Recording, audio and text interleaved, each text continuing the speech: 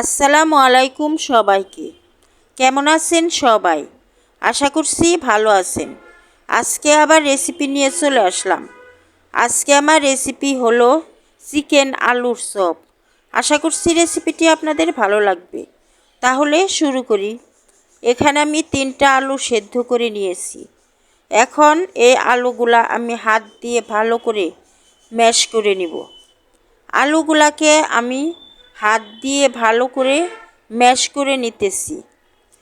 আলুগুলা mash করার পর এর সাথে আমি চিকেনগুলা মিশিয়ে নিব। এখন আলুগুলা আমার ম্যাশ করা হয়ে গেছে। এখন এর মধ্যে আমি চিকেন দিয়ে দিব, সেদ্ধ করা চিকেন। চিকেনটা আমি সেদ্ধ করেছি গোলমরিচের গুঁড়া, লবণ আর আদা রসুন বাটা দিয়ে সেদ্ধ করেছি।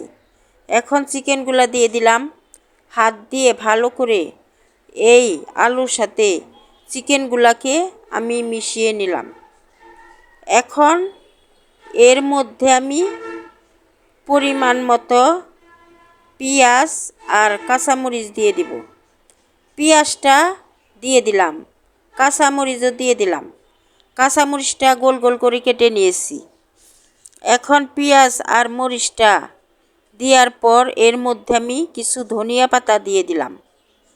ধনিয়া পাতা দেওয়ার পর লবণ দিয়ে দিলাম পরিমাণ মতো। এখন এর মধ্যে আমি 1 চামচ ভাজা জিরার গুঁড়া দিয়ে দিলাম, আধা চামচ গরম মশলার গুঁড়া দিয়ে দিলাম, একটা ডিম দিয়ে দিব। এই চিকেন আলুর চপে একটা ডিম দিতে হয়। ডিমটা না দিলে এটা খেতে ভালো লাগে না, ওই কারণে ডিমটা দিয়ে দিলাম। এখন হাত দিয়ে ভালো করে মেখে ডিমটাকে এই চিকেন আলুর চপের মধ্যে মিশিয়ে নিলাম। এখন ভালো করে মিশিয়ে নিয়ে চপের শেপ দিয়ে নিব।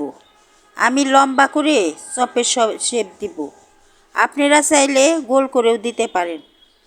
এখন একটা চপ বানানোর জন্য কিছু চিকেন নিয়ে নিলাম।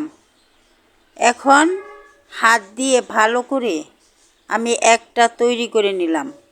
আপনাদের সুবিধার্থে আরেকটাও তৈরি করে আপনাদেরকে দেখাবো। এইভাবে আমি সবগুলাই তৈরি করে নেব। আরেকটাও তৈরি হয়ে গেছে। এখন সবগুলা তৈরি করে নিলাম।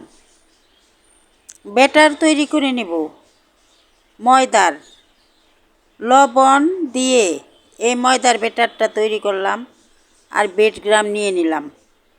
এখন ময়দার ব্যাটারে আমি একটা চিকেন চপ চুবিয়ে নিলাম। এখন হাত দিয়ে তুলে আমি ব্রেডক্রাম্বে গড়িয়ে নিলাম। দেখেন আমি একটা তৈরি করে নিলাম ব্রেডক্রাম্বে গড়িয়ে। এইভাবে আরেকটা তৈরি করব। বাকিগুলাও একইভাবে তৈরি করে নেব। হাত দিয়ে তৈরি না করলে এটা চামচ দিয়ে হবে না, যেহেতু নরম জিনিস, ওই কারণে হাত দিয়েই ব্রেডক্রাম্বে গড়িয়ে নিতে হবে। আমি আরেকটাও ব্রেডক্রাম্বে গড়িয়ে নিলাম। এখন বাকিগুলাও আমি বানিয়ে নিলাম।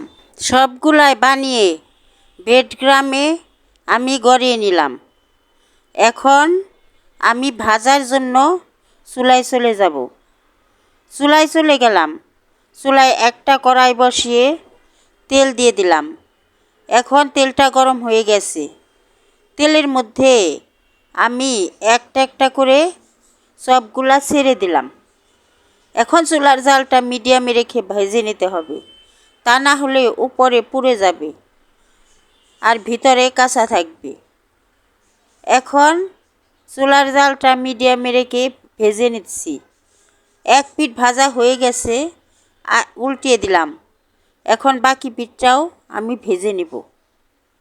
এখন উল্টিয়ে পাল্টিয়ে সবগুলা আমি ভেজে নিব। এখন সব দুইটা আমার ভাজা হয়ে গেছে। এখন তেলের থেকে আমি তুলে নিব। এইভাবেই আমি সবগুলা চপই ভেজে নেব। দেখেন চপগুলা কত সুন্দর কালার এসেছে। চপগুলো আমার ভাজা হয়ে গেছে। এখন চপগুলাকে আমি তেলের থেকে তুলে নিলাম। বাকি যে চপগুলা একইভাবে আমি ভেজে নিব। সবগুলা চপই আমি ভেজে নিলাম। একবার এই রেসিপিটি এই রোজার মধ্যে বানিয়ে খেয়ে দেখেন, ইফতারিতে রাখেন, দেখেন কতটা মজার হয়। বাচ্চারা খুব পছন্দ করবে। যদি আমার রেসিপিটি ভালো লাগে তাহলে একটা লাইক দিয়ে সাবস্ক্রাইব করে আমার পাশে থাকবেন। আল্লাহ হাফেজ।